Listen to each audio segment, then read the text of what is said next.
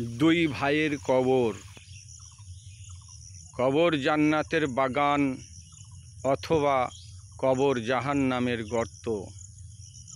হাদিসে আছে, রাসূলুল্লাহ সাল্লাল্লাহু আলাইহি ওয়াসাল্লাম বলেছেন, কবর জান্নাতের বাগানসমূহের মধ্যে হতে একটি বাগান অথবা কবর জাহান্নামের গর্তসমূহের মধ্যে হতে একটি গর্ত।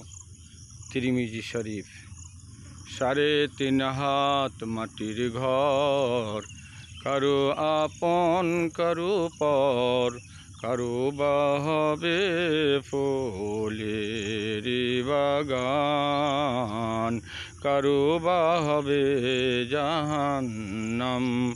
3.5 হাত মাটির ঘর, কারো আপন কারো পর, কারো বা হবে ফুলেরই বাগান, কারো বা হবে